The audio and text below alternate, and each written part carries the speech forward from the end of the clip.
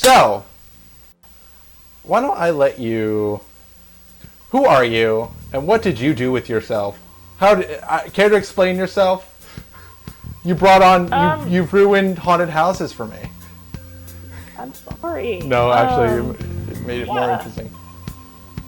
So, I'm Allison. I am a freelance writer and freelance many other things based in New Haven, Connecticut. Beloved co-worker of Eddie. Yeah. And this summer, I and my lovely partner, Dan, invested in a Shudder subscription and decided to watch on a whim Paranormal Activity, not because we thought it would be particularly good, but because we both have that very specific, like, super pedantic, obnoxious thing where we like to see the ghosts in the background of, like, found footage shit before everyone else does. Because of the pandemic and we don't have social lives, we decided to watch all 6 Paranormal Activity films. And over the course of them, I got really, really angry at how big everyone's kitchen was. Like, someone had a walk-in pantry. Someone else had, like, one of those kitchen islands, you know, with, like, a solid granite countertop. And then I realized that literally everyone who was haunted by Toby in, like, houses, with the exception of one film that Eddie and I will touch on later, I assume, was just really fucking rich. And then if I were to look around my lovely studio apartment, it would be very difficult for a demon to pull any shit that a mouse could also do. And thus, an article was born. Yep. Yeah. And a good article. I remember you texted me and like you had a theory of who haunted house stories are about. And well, also, like, the thing that is, to be transparent, Eddie, like, one of the reasons why I texted you is because I know that you've seen many, many, many more horror films than I have. Yes. So, like, I was going off of a sample size of, like, 5 at the time, and I knew that that was not your sample size, so it was like, alright, see if I can pressure test this. But, like, what blew my mind is because you have way more, I have way more horror knowledge than you, but you have way more leftist political knowledge than me. You have read Marx, whereas I have only read the majority of Communist Manifesto via audiobook. You were able to pinpoint in all these movies that I listed and like went through in my Rolodex, like who is what, and sort of shoot down the exceptions to the rule that I was trying to find. I mean, so like my training as a literature PhD has made me very good at arguing people about text. Yes. It's a nice side effect. But also, like, I've realized more and more that after a certain point, it's sort of a foregone conclusion that rich people would be the protagonists because, like, there needs to be a vacuum of comfort from which your sort of protagonist, usually family unit, is ripped for it to be, like, effective horror in America. I will get into which family unit deserves comfort where everybody else does not, which you didn't see, but I'll have my rant later. But yeah, so I was like, what is a horror movie? What is a haunted house movie that does not deal with what is a haunted house movie that deals with renters? And the only thing I could come up with is 2 things. 3, one you shut down because of, like, I think, not that you shut it down, but you clarified your position. First thing I thought was Exorcist. So I was like, don't they rent an apartment? But it's like, yeah, but they more so own it, and also the mom is an actress, which I had completely forgotten about. I just assumed single mom, therefore poor. Which is a fair assumption. It's wonderful society, though. Oh yeah. It's not wonderful. It's not fair that it is a thing, but it is a fair assumption to make. And that was the first exception. The second exception is The Shining, which is a whole ball of of like exceptions to the rule, and specifically an exception to the rule that defines that verifies the rule. So in The Shining, they're not renting, they are working. It is a job that he gets hired to do. A little slow tonight, isn't it? Caretaker, and therefore, yes, they are living there, but it is also their employment. Yes, it is. What's the same place of employment? So he is the proletariat horror protagonist, sure, but also the antagonist, because really it's Danny who's the protagonist. And he succumbs to basically the PMC, professional manager class. He the ghosts of the hotel want to hire him to do their nefarious deeds, and he prefers that to what his current life is, but he's clearly causing him to drink. I mean, there's a whole lot going on there in the movie, but also in the book. That's like way beyond that. Like when it comes to like leftist analysis and like worker versus employer, that is like a whole tangent. But so really that's a whole nother category. And also brought up this like alternative theory where the rich people live in haunted houses, but it's the proles that. That being said, I would also push and say that if we consider that in the paranormal activity universe, which I am most equipped to talk about, yes. The only working class protagonist is not haunted by the demon, but in fact possessed by it. Possessed and empowered. Right, but also definitely used as a bodily vessel in a way that like not so much anything else. But if you look at Jack Torrance in The Shining, like he's a worker and his body is sort of being used as a vessel of the bidding of the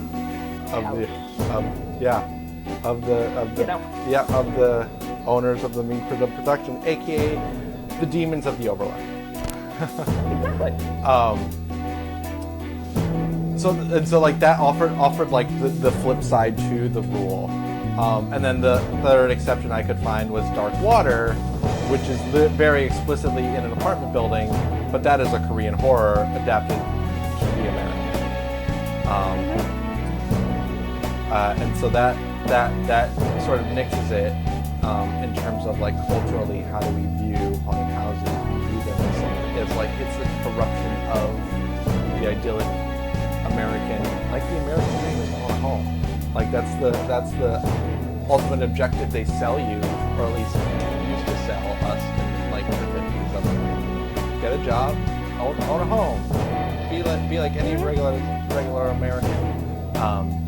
And then that sort of, so this leads into Paranormal Activity. So you look at the timeline of like when Paranormal Activity came out and what was going on in the world. Like right beforehand, that idea of you must own a home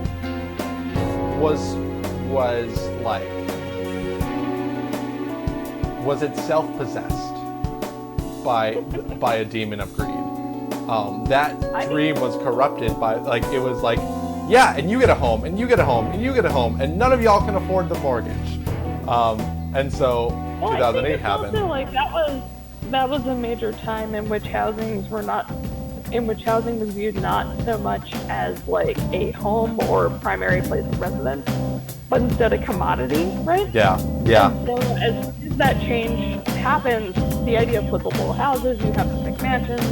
The other thing that has to do with it is also, I think that like, for the intents and purposes of Paranormal Activity, the demon haunts the person, not the house. It's just that the film always is set in the same kind of house. Yeah. Well, I mean, even that, like, that just gets a little bit. Even the people that, like, there's a very particular kind of person that they haunt. At least in Paranormal Activity, it's a very particular person that they haunt. But before we get to that, I just want to, so like, in a way of like horror being horror, and why I love it and why I want to write it, it predicts, sort of a predictor of the future. right? Or it's a litmus test of what's going on and what are our deepest desires. In this case, it was being made and filmed in a house that was probably obtained. In fact, the reason why they filmed in that house it was empty and for rent and like for use of to be as a film studio, as a film set, because 2008 happened. So like production wise, that's the only reason why that house exists the way it does. And then they had to like retroactively come up with a way that these two people who don't work can afford this house.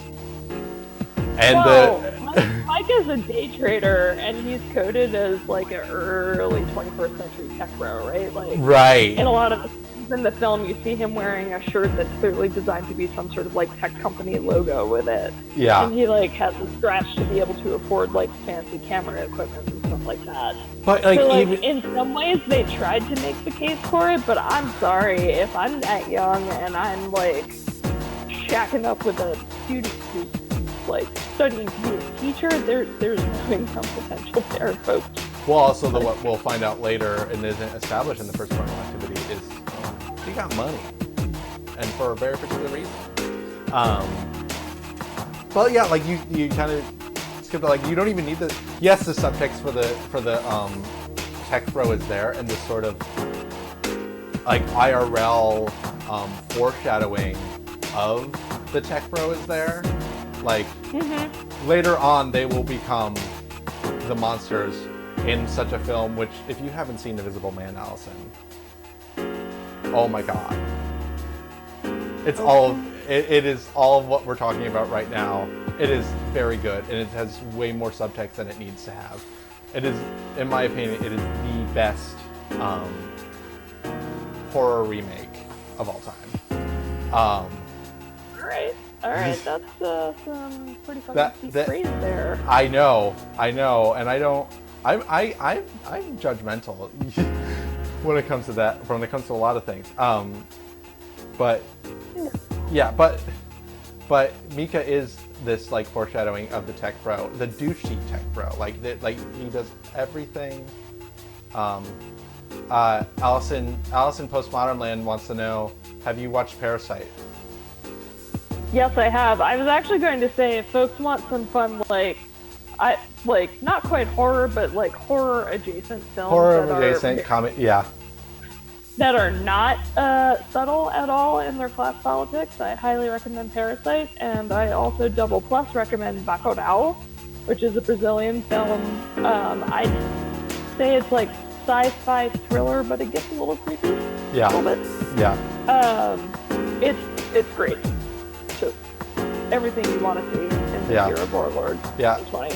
I mean, the one thing that Parasite resonates so well with where we are in America, despite being Korea, but also Korea is sort of like, it is a litmus. It is the canary in the canary in the coal mine for us, because we have such an influence on South Korea. But there's the clip now of now that Biden has won of middle class to upper class white liberals. I almost said libs, unfiltered white liberals saying, "Oh, everything can go back to normal," and it's that scene of him driving in the limo, and it's the poor guy sitting in the front seat having to listen to the rich person we never saying, have to deal with politics again. Exactly, we can go back to brunch, which I'm never gonna let go. I love that metaphor, and I love it. Even though I go to brunch, I'm never gonna let go of that metaphor of brunching. But yeah, so there is that. But Mika is explicitly bourgeoisie. Like explicitly in the text, bourgeoisie. He is a day trader. That's the most. He's gonna gentrify San Francisco if you listen to his own devices. Exactly. There is no closer direct correlation to the owning class than a day trader, or like any person who makes primarily their funds from stock. How do you spell the Brazilian horror adjacent recommendation? Oh, there we go. I just dumped it in the chat. It's, there you go. I want to say it came out in maybe 2018, 2019, something like that. It's sort of a combination. It takes place in a rural Brazilian town, comprised mostly of like Afro-Indigenous folks, and they start being surveilled by UFOs, and then shenanigans ensue. But then the correct outcome happens. So it's very good. I love It's very like anti-colonial in all the right ways. So I love this. especially in November, you should watch it. Yeah, definitely gonna check that out. I haven't seen that one. I have seen Parasite. Honestly, it's the best film I've seen this year. Okay, high praise. You're giving high praise, I'm giving high praise. Cool. But even like, so okay, not to jump back, so for those of you who tuned in earlier, I was playing Death Stranding, and I kind of picked it because of its sci-fi elements starting last week, but then I realized after I played it last week, especially going into election week, that it's very, very relevant. And I'll just give you the quick summation. It's a futuristic, post-apocalyptic world where death is broken, and you are forcibly hired by this corporation which has replaced the American government to deliver packages across the country, because everyone's living in their holes throughout the country, and reconnect everyone via death internet. Okay, sure. And what today we opened the stream with this very specifically, it's not intentionally, but if she reads as a Hillary Clinton equivalent dying, and then her younger self, or what looks like her younger self, is like there, and there's no explanation. Like, oh, it's the next president. After you're forcibly forced to be employed, you're forcibly employed by this corporation which has replaced the U.S. government.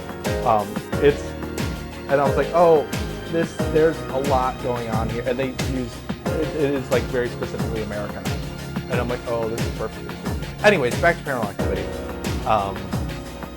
So Mika's literally the bourgeoisie, but Katie has something going on with her. Well, so she's a fairly virginal young white woman whose family, it turned out, 3 generations ago, committed the soul of their firstborn son to a demon in order to exchange like money and power, just capitalist things. And basically she started experiencing what I would categorize as paranormal activity. It starts with your classic door jiggle, things that could be a draft. There's always a draft in horror films. There's always at least one. And then, things escalate to her being dragged off screen into a basement and then coming out and killing her boyfriend and presumably only source of income. Yeah. Yeah. But then we find out her family's rich in the second one. Mm-hmm. And one thing that I gained an appreciation for, thanks to, shout out to Deadbeat, who is basically the channel that I'm going to aspire to once I start doing YouTube as well. Actually, not aspire to. I think we're going to do very different things, but big inspiration. They did last year. They did a podcast series. They reviewed the entire series film by film on their podcast, episode by episode. Episode 1 was Paranormal Activity 1, Paranormal Activity 2. And Paranormal Activity 2 is, for those who haven't seen it, is infamously the worst one. Well, no, 4 is the worst one, but 2 is also very disliked. For me, the 3 that are good are the odd ones. It's 1, 3, and marked ones, which is technically 5. Yeah, I'd say that I have a lot of issues differentiating 2 versus 4. I agreed. I think that I think my favorite one was the 3rd one. Yeah, I agree. Which is the flashback one, if only for the sort of innovation, I guess. of using a panning camera, which in the film is set up to be a camera that the male protagonist mounted on like a operating fan. Yeah. But it makes her, because they all live in fucking McMansions, it makes for a very effective shot because like the field of vision is so tremendous, and the sort of like consistent panning back and forth creates a really effective like suspense building device when you see like, you know, a chandelier on the left side like jiggle, and then it pans back, and then suddenly it's like that much closer. Yeah. The poor babysitter gets the shit scared out of her and stuff like that. Yeah, I think I do agree. Like 3, it evolves the formula, which at 2 it does evolve the formula, but not by much. It evolves the formula by like having security cameras, which gets more into your specific pieces about surveillance. But 3 is like, okay, we're gonna do a flashback. Now we're in the 80s. How do you have cameras all over the place if it's the 80s? And they make it work really well, honestly. Well, 'cause the guy owns like a wedding photography or wedding video business. Right? Yeah, then, they like, explain it. Yeah. You know, because of that, he has his whole AV room in his basement. Because justification. Yeah, exactly. But I also think it's like the last one that did definitive world building in a way that sort of adhered to the original mythology of the first 2 films. Yeah. I also think, honestly, just the upstairs-downstairs aesthetic of the little girls living upstairs and the parents being downstairs created like a really fun, just sort of like genuinely fairly creepy film. Yeah. Although, I need to point out, and I'm sorry to everyone, when you watch Paranormal Activity, every time the demon is about to do something, there's a low rumbly static that they put in non-diegetic sound, so you always get the jump scares flagged too. It's very irritating. Yeah. I remember I saw the original in theaters. I remember when they built the hype for it. I remember when they like were like, this movie is the scariest thing, and I was like, that was like deep into my paranormal investigation, like ghost hunter like obsession at that time. And so I was like, all of this. And you hear it in the theater starts to rumble right before the jump scares happen, because they have that in the first film. It's not as acceptable, but like that rumble before jump scare is definitely a thing that they have. But I wanted to jump back to the second one really quickly because it is bad. However, it does highlight this idea of, and this is 100% stealing the point made by not even Dead Meat, but their guest, who is like a stark defender of 2, about how it's a feminist film in that the women are, and throughout the series, it's the same thing in 1, it's the same thing in 3. The women of the series are the ones that are competent, and the men are innocents. Yeah, it would also counter with the fact that the women effectively are still sex slaves. Oh, for sure. And that gets into the midwives. That brought up the midwives for me when I remembered that reading of it, and then when you highlighted in your article about how like you really sum up them really well, and that there are a bunch of women that sold their souls to bring about this male demon, which like they didn't sell their souls so much as their like grandparents sold their souls for them. Yeah. Right? Well, I'm thinking of the grandparents. Well, because I'm thinking one of the most compelling things about haunted houses is they're almost always old, right? Yeah. And like, if we consider that here, these are McMansions, but there's still a sense of inheritance and history. In the first one, you see the burnt photograph of Katie. Like, there's a lot of ideas of like storing stuff in basements and attics. Yeah. I just recently watched the back-to-back of The Conjuring and I haven't seen anything else but The Conjuring. Okay, well, so I really have to ask myself, in films like The Conjuring and whatever the other film was that I saw that I can't remember, clearly it was great, to not have prior tenants like just clear out their attics and basements before they move in? I really have to know. Well, if living in my situation, and again, I'm a renter, not a household, not a homeowner. In fact, some would say my landlord's a slumlord, and so there were a lot of things that were left behind here.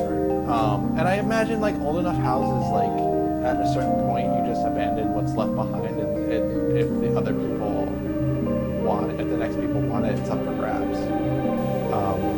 Yeah, but on the other hand, like, I don't know, it just seems like, especially a lot of this shit is like a fire hazard. Like, it's just, metaphysical shit notwithstanding, it's still just unsafe. It'll just be a different type of horror film. Like, why these people don't clear out their attics is really beyond me. So, Super Switch, aka my friend Sandra in the chat, goes, I ask myself this all the time of why people don't clear out their attics before moving out.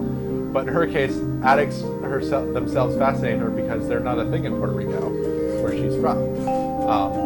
Yeah, I mean, basements are sort of a foreign quantity to me up until I started living in apartments, just because, like, the house I grew up in, it didn't have one.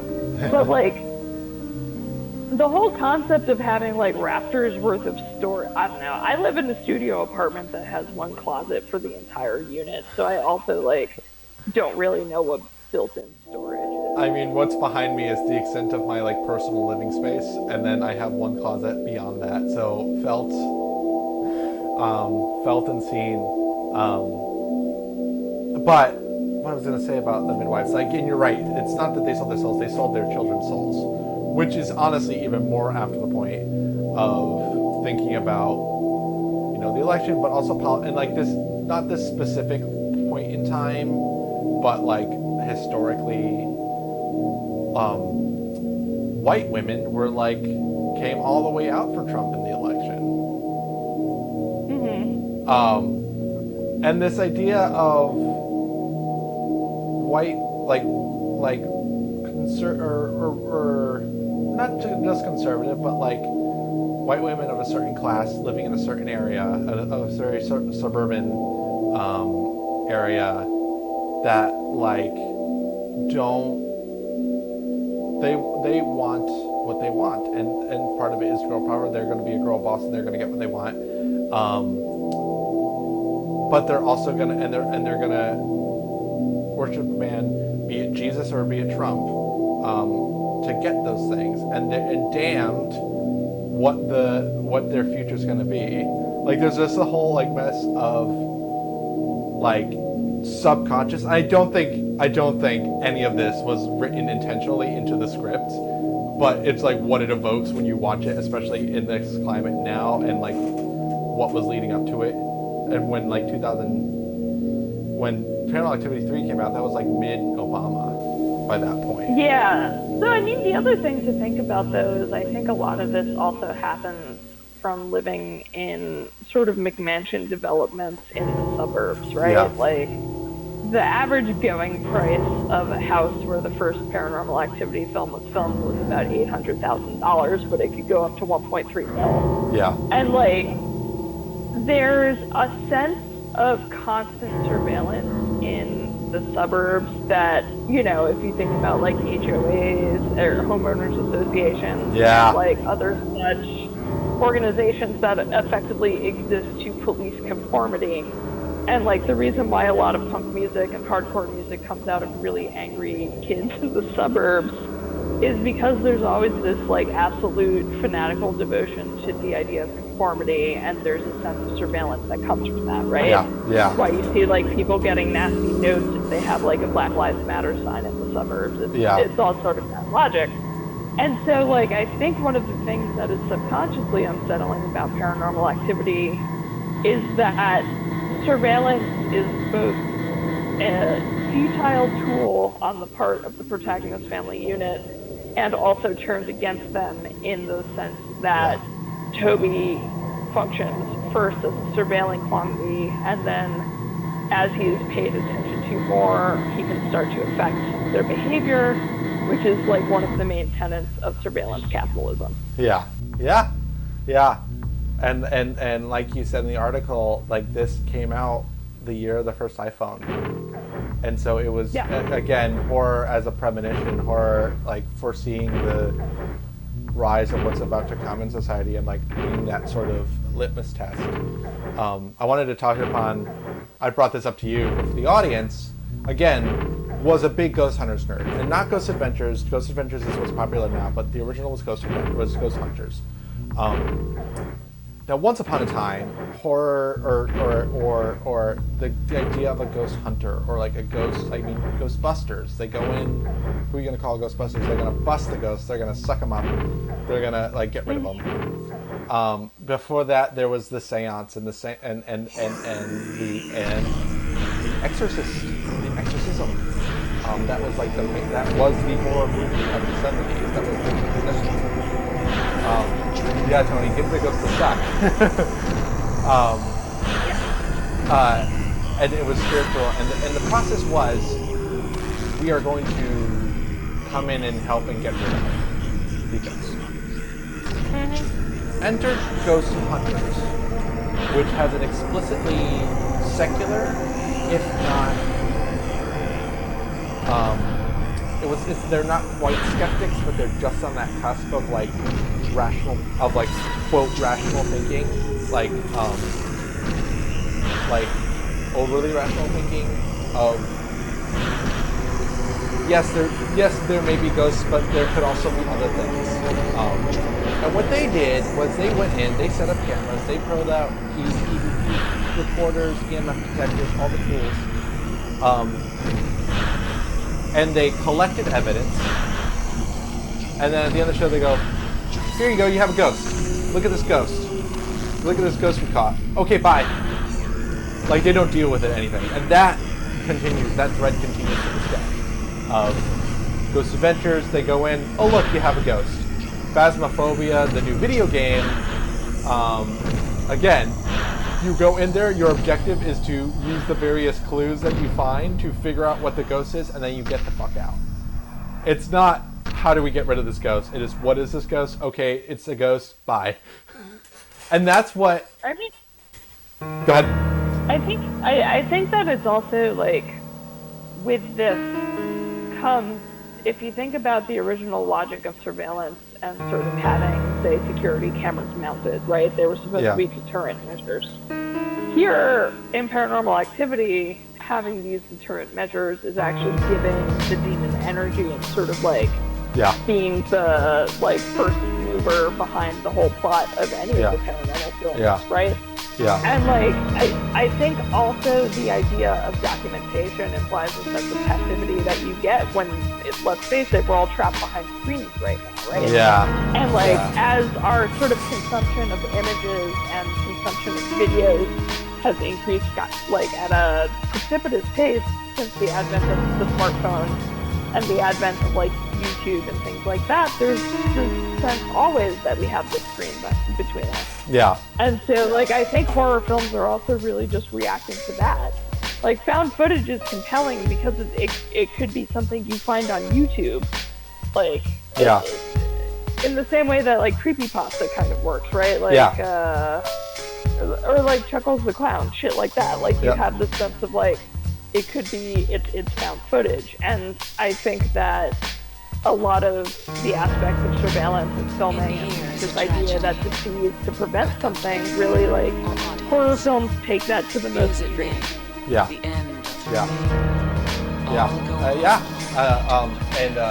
not to get too down, you hit on one of the things that I want to touch upon when I like do a video essay. The creepypasta as an alternative to the horror film, which is like in and of itself capitalistic by nature, by them being created. Like, they are made, horror movies are made to be, are like, as a genre, are cheap movies that make money. And the Paranormal Activity films are cheap movies that make money, or made money. Same with Blair Witch. And that's also, like, that was the earliest found footage, and that was also the earliest, like, there was a ARG born out of Blair Witch that blurred reality, which is another aspect of creepypasta, and sort of the aspect that Paranormal Activity doesn't play straight. It plays with of like, this is real. This is real and should be taken seriously. But Blair Witch did that fully. Like, people were convinced that Heather Donahue was missing. And then of course there's Marble Hornets and the Slender Man, which also bleeds into reality. But that's for another time for me. But like what always strikes me about Paranormal Activity and like what it's not that Paranormal Activity. I think the creators of the Paranormal Activity were aware of this idea that the surveillance is a sort of flaccid response. It's a flaccid attempt. It is not effective. It doesn't do anything. It makes things worse. It doesn't do anything. What are you going to do? And Katie even says it in Paranormal Activity 1. You're going to record the movie, you're going to record the demon, and then what? And then what, Mika? Mm-hmm. Like, and that always strikes me again as like a very like liberal mode of action of these things that seem to be so filled with meaning, but ultimately do nothing to help. I mean, it's. I also think that Micah is noted to be like an early sort of Reddit libertarian type. Really? Yeah. So like all of the fathers or sort of dominant male figures in these films always have this moment where they try and logic and reason their way through things, right? Yeah. And they they always sort of discount what the women say, and they don't believe them because they haven't seen it for themselves and other, just generally patriarchy things. But ultimately, these men also end up being the first to die oftentimes. What's interesting about that, of Mika being that rational, specifically Mika, and then the others too. 3 is weird because it's a different timeline. But this was like around the time on YouTube where the YouTube atheist movement really grew. And the reason why this is relevant is because born out of the YouTube atheist movement was the anti-feminist movement, where Gamergate was born out of, where the alt-right was, which spawned the alt-right. And then there was a sort of counter movement, like a sort of sect that broke off from the atheist movement on YouTube that became BreadTube and leftist YouTube. But like that's what's interesting to me, like this like libertarian voice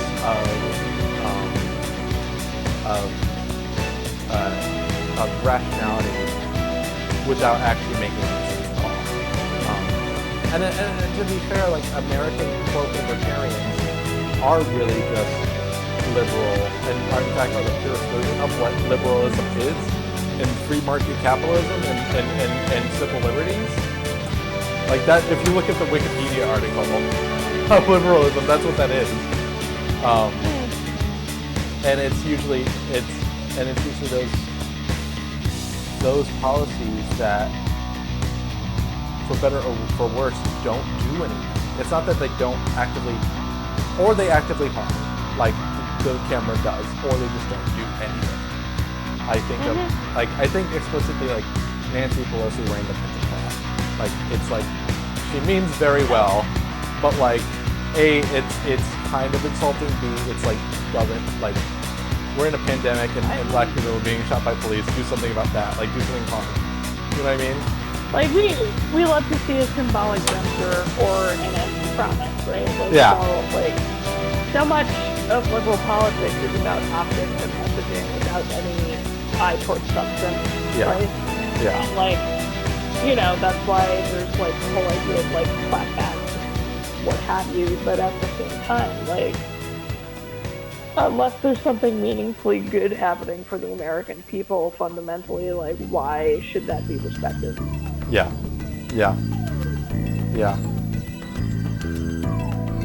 So, yeah, that's my thing about the parallel that I found with the recording for the sake of recording and not solving any problem, and then it's just more surveillance. And it's before Alexa there was Toby. Yeah, I mean, so also just the idea of like communicating. So one of my favorite horror films that came out this year was probably Host, that cute little hour-long Zoom meeting from hell. I don't know if you've seen it, Eddie, but There's several movies called Host that I have to see. Okay. Like, there's several horror movies called so, Host. Go ahead. So Host is basically, I want to say like 5 friends. Anyway, there's several squares. All of this is taking place during a Zoom meeting. Okay. It's a free Zoom meeting, so you know that there's like a countdown for how many minutes or less, which is fucking genius, by the way. That's amazing.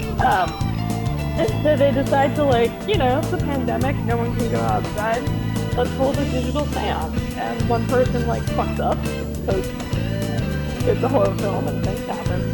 Yeah. And basically what's fun is, like, one person put on their, like, Zoom background screensaver, and, like, there's jump cuts of, like, her head being, like, slammed against the keyboard. Yeah. It's really effective, and it's also, I think, I'm waiting for the first, like, Twitch stream horror film, you know?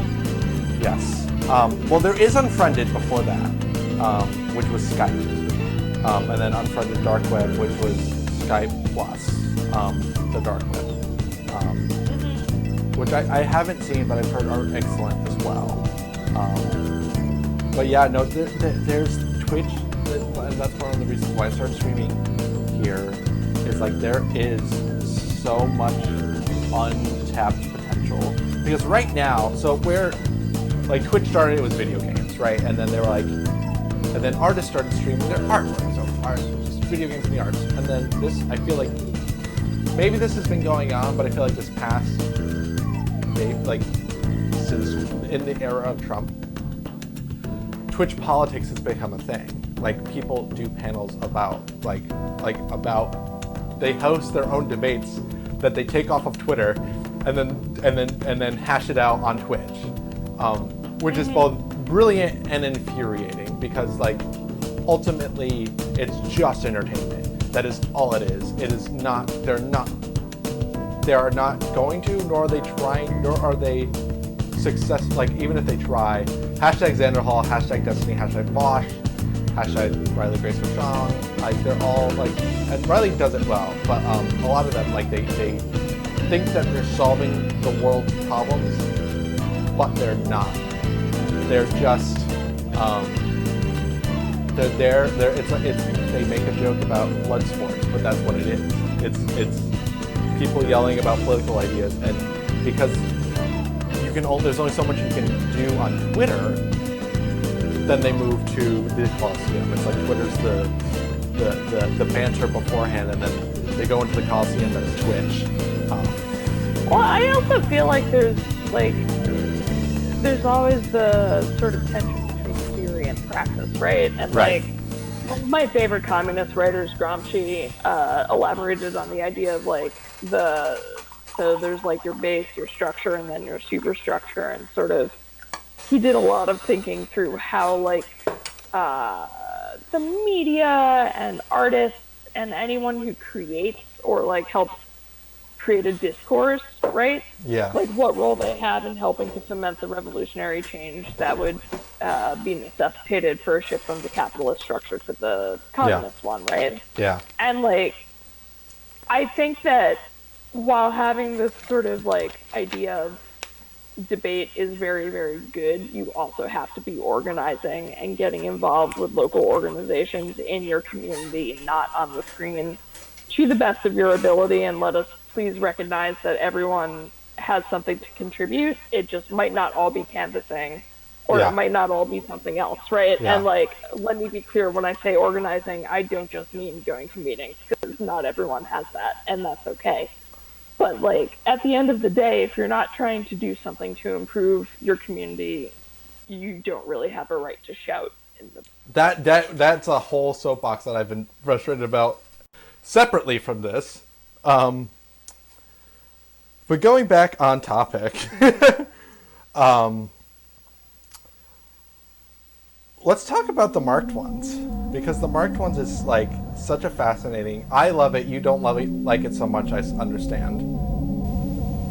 I think that my critique with it is on a few levels. One of which is that it's clearly trying to pander to a specific demographic, but not really thinking through any of the technical aspects that would make it a good movie. Got it. So, like, the story is deeply inconsistent.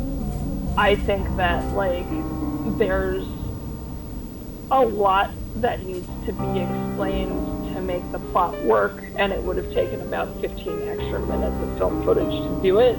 Yeah. But the film didn't think it was worth giving it that. Yeah. I think that it also just feels deeply inconsistent with the rest of the Paranormal Activity films, which is both a blessing and a curse. Yeah. But I also think it's interesting, like the fact that the cops show up only in the film where the protagonist is a poor person of color is meaningful. I think the fact that, you know, these folks are using a GoPro just to kind of like film them doing shenanigans as opposed to trying to like maintain the sanctity of their McMansion with its like security system in the middle of nowhere is interesting. Yeah. I think that, you know, the fact that he probably lives in public housing and you have the sort of inherent like urban living, like there's just a lot of fucking people in the apartment building surveillance is also a thing, but it's a very different type of surveillance. Like here the apparatus of the state is surveilling Jesse more than the midwives do up until a point, right?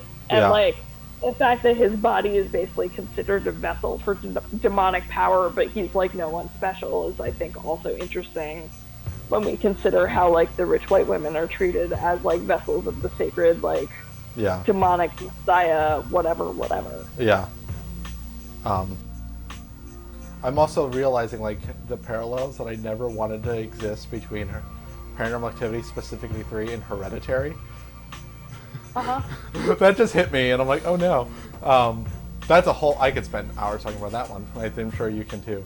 But Mark, I think all of your things are valid. I think after 4, I wanted anything else, and I went into it. Here's what it is. It's not a great film, but it's way better than I went into expecting. Because I had seen 4 what I did was I think I binged the whole series similar to you, but like mid-college, I think junior year. And so I had seen 4 immediately previously, which like we haven't brought up 4 because there's nothing material new that it brings to the table.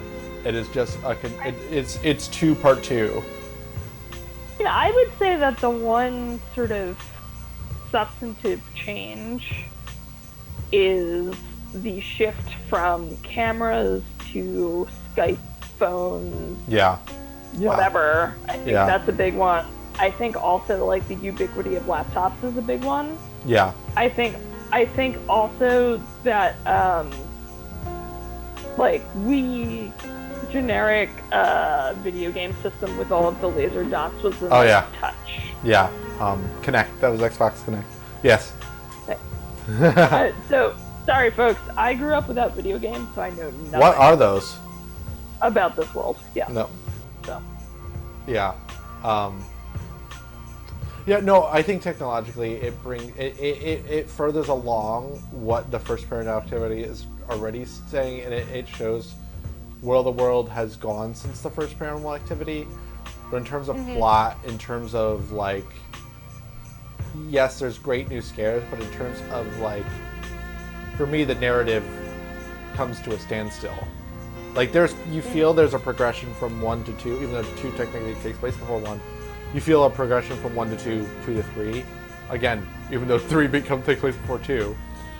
Then you go to 3 to 4, and it just sort of freezes. And then 5 is like, here's something completely new, which was refreshing to me.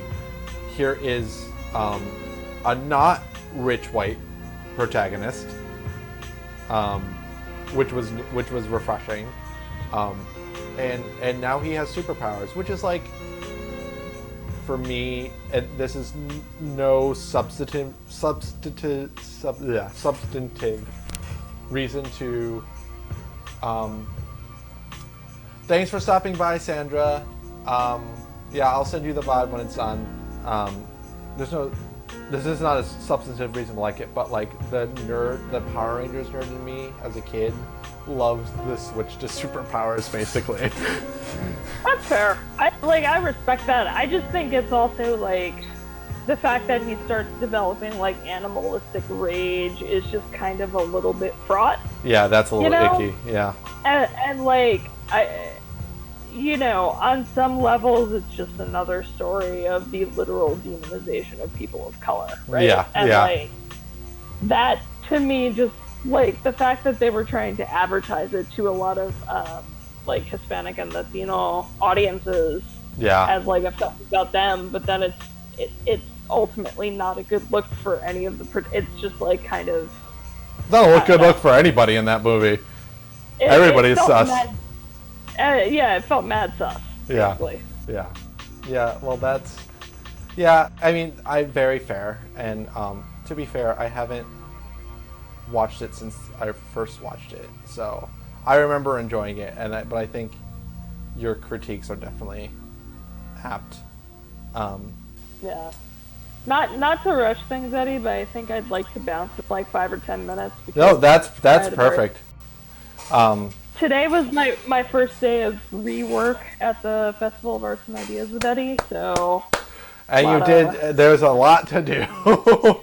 Felt. No, this feels like a good chance to wrap. Any final thoughts? Do you think? I mean, so I want to take a second to shout out an incredible book. Well, first of all, my editor at Gen, Michelle Legro, was incredible. Yeah. She sent me a article that was a history of the use of beige in home decor that blew my mind. That's amazing. I'm gonna drop a link in this chat to an incredible book that everyone should read. It's called Ghostland: A History of Hauntings, or American Hauntings. Anyway, by Colin Dickey. It basically talks about everything that we just talked about, but on a much more sweeping level in American horror, so not just Paranormal Activity. I need this. I also want to say, like, if you're not worried about Biden's tax plan, you also probably don't need to worry about demons. And the real demon is capitalism and cancel rent. It's a pandemic.